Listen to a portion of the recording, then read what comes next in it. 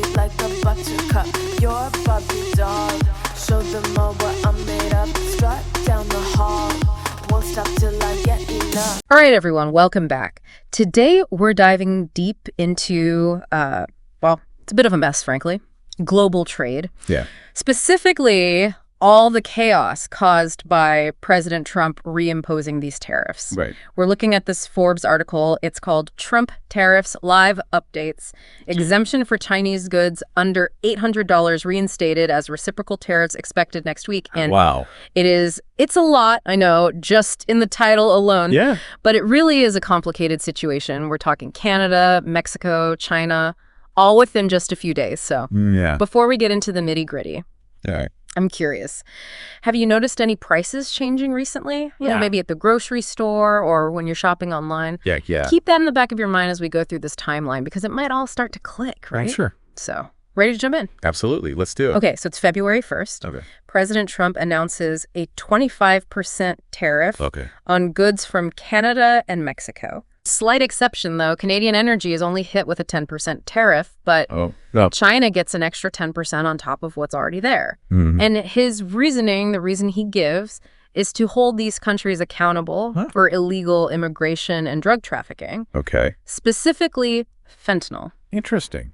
Now, this is where it gets a little bit Okay. interesting. Okay. When you look at the DEA's numbers, Right. the amount of fentanyl seized at the Canadian border is tiny compared to what comes through Mexico. Yeah. We're talking 43 pounds versus 21,100 pounds in 2024. Huge difference. So it really makes you wonder, right? Is this actually about drug control or is there something bigger going on? Yeah, it does seem like there could be other factors at play. And of course, Canada and Mexico, they don't just sit there and take it, right? Right. Right. That same day, February 1st, they hit back with their own tariffs on U.S. goods. Oh, wow.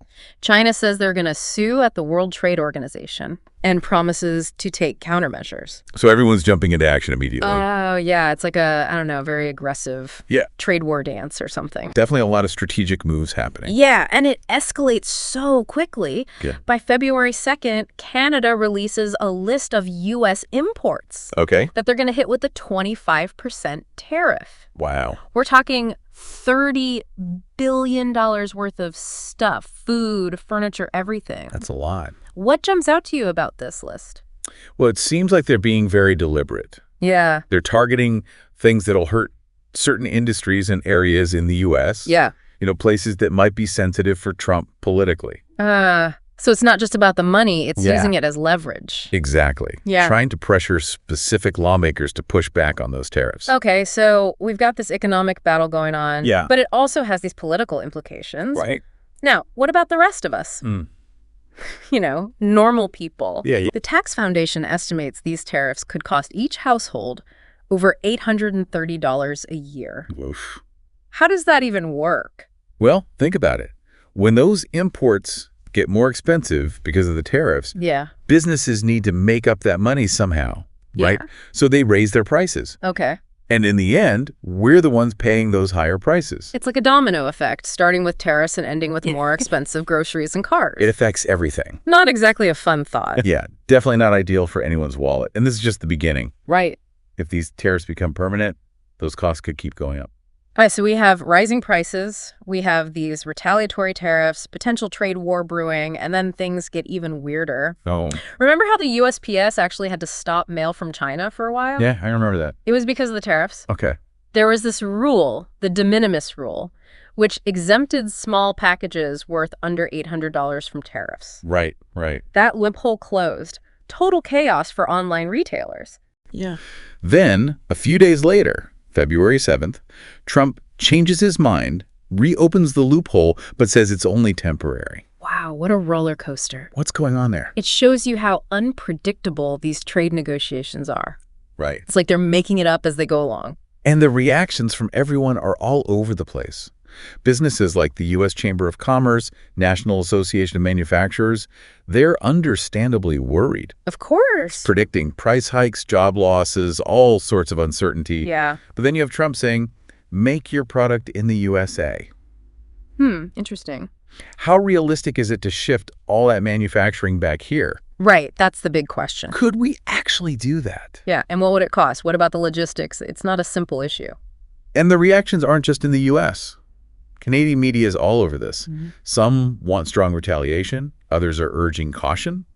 They want to maintain good relations with the U.S. It's a tough position to be in. What does this tell us about how these two countries interact? Well, it shows how closely connected they are, economically and politically. Yeah.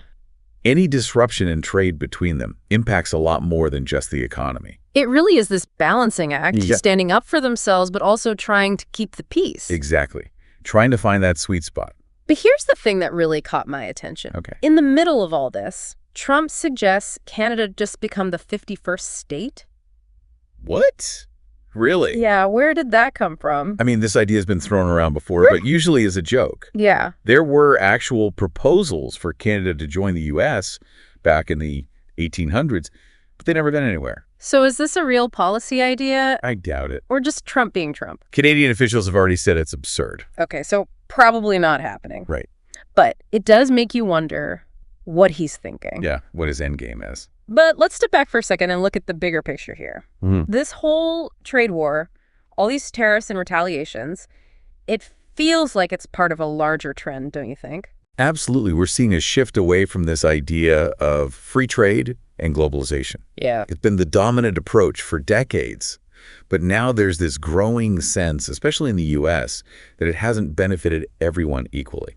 And that's driving this rise in protectionism. Right. This idea that countries need to prioritize their own industries and workers, even if it means putting up barriers to trade. It's a complex issue with huge implications. For sure. And things like the pandemic, with supply chains being disrupted Yeah. and the vulnerabilities it exposed to the global economy, that's only sped things up.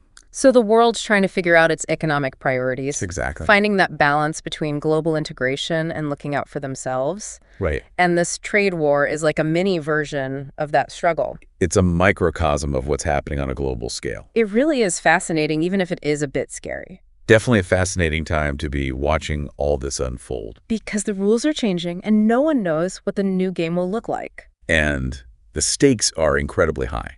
This isn't just about abstract economic theory. It's about people's lives. It's about our jobs, our communities, our future. Exactly. So we'll keep unpacking all of this as we go along. Stick with us as we explore this complex and constantly changing landscape. It really makes you think, for the average person, Yeah. this isn't just some abstract economic theory, right? No, not at all. It could change what they buy, Yeah. how much things cost, Yeah. even where they go on vacation. Exactly. It's our wallets and our vacations on the line here. Right. Like, if these tariffs stick around, could we all be trading in French wine for Ontario ice wine, Maybe. Will a trip to Cancun become a luxury? It's possible. Yeah. Think about it. If businesses have to pay more for imported stuff, Right. that cost gets passed down the line. Construction, manufacturing, Yep. even your local coffee shop, if they use imported beans, it affects everyone. It's this chain reaction, and Oh. who knows where it ends. It's hard to predict. Okay, so consumers might be facing higher prices, Yeah. but businesses are struggling with increased costs too. Exactly. It's a multifaceted problem. It is. And, going back to Trump's focus on fentanyl, Right. even though the data shows Canada's role is pretty small, Yeah. it does raise a really important point, which is the impact of this drug crisis. Absolutely. And that's a problem that goes way beyond borders. Yeah. Fentanyl is a global issue. It needs a global response. Right, like cooperation on law enforcement, Yep. treatment prevention. All of that. It's a reminder that while we're focused on these trade wars, there are other urgent issues out there. Absolutely. And it shows the need for, having these nuanced conversations, Yeah. looking at the bigger picture. For sure. So let's do that. Let's step back and look at the broader context for a minute. This whole trade war with the tariffs, the retaliation, Right. is it really just about economics or is there more to it? That's a great question. And honestly, I think it's both. On the surface, sure, it's about tariffs, trade deficits, protecting industries. Okay. But underneath it all, it's also about power dynamics, national pride, these competing visions of how the world should work. So it's like a clash of ideologies almost, as much as it is about the economics. Exactly.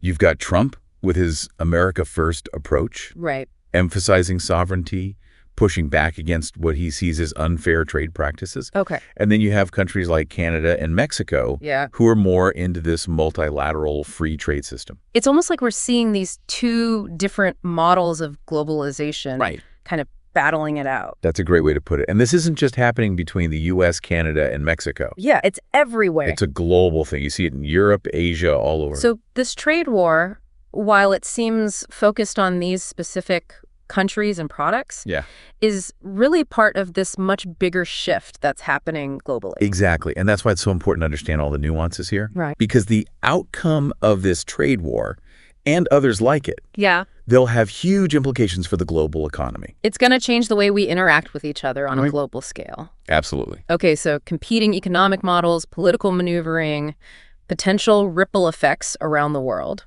Yeah. But let's bring it back to the listener for a moment. Okay. How might all this affect their daily lives? We've talked about prices potentially going up, but what else should they be thinking about? Well, think about the impact on investments, the stock market. Oh. All this trade tension can really shake things up in the financial markets. Yeah. If investors get nervous about global trade, they might pull back. Yeah. And that could slow down economic growth. So these tariffs could actually affect people's retirement accounts. It's definitely possible. Or other investments. Especially if these disputes drag on for a long time. It's amazing how interconnected everything is, from the price of a can of beans at the store to how the stock market's doing. It's all tied together. It really is. And, you know, earlier we talked about fentanyl and how it kind of highlights these broader concerns. Yeah. It made me think about how these trade wars can distract us from other important global issues. That's a really important point. When we're so focused on these back and forth trade battles, it's easy to forget about the other challenges that need international cooperation. Yeah, like climate change, poverty, pandemics. Those things don't care about borders.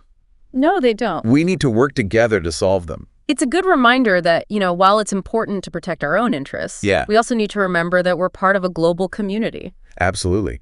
And finding that balance, you know? Yeah. Balancing national interests with global responsibilities, finding common ground when our economic systems and political ideas are so different. It's tough. That's what we're wrestling with right now. It does feel like we're at a crossroads. The old rules are changing, and we're still figuring out what the new rules will be. That's a great way to put it. And that's why it's so crucial to have these conversations. Yeah. To look at these issues from different angles, to really think about the choices we make, both individually and as a society. Exactly. Knowledge is power, right? The more we understand, absolutely, the better equipped we are to deal with the challenges and also the opportunities that come our way. And hopefully this deep dive has given our listeners something to think about. I hope so. Made them curious to learn more. Yeah, we've covered a lot today. We have. From the specifics of the tariffs to the bigger picture of what's going on in the world. The big topic. But before we wrap up, I want to leave our listeners with one last thought. Okay. We've talked about the economic and political impacts of these trade wars. Right. But what about the social and cultural impacts? Good question. How might these tensions affect our relationships with other countries? Yeah. And how we see ourselves as global citizens? That's something we should all be considering. It's easy to focus on the economic and political side of things. Right. But we can't forget the human element. For sure. Trade isn't just about goods and services. It's about connections. It's about connections, exchange, sharing ideas and cultures. Right. And when those things get disrupted, it can really change how we see the world and our place in it. So as we navigate this increasingly complex world, Yeah. let's try to remember that we're all in this together. Absolutely. Let's try to build bridges, not walls. Well said. I think that's a great note to end on. I agree. Thank you so much for being here today. My pleasure. Always enjoy these conversations. And to our listeners, thanks for tuning in. We hope you found this insightful. Until next time, keep exploring, keep learning, and keep asking those tough questions.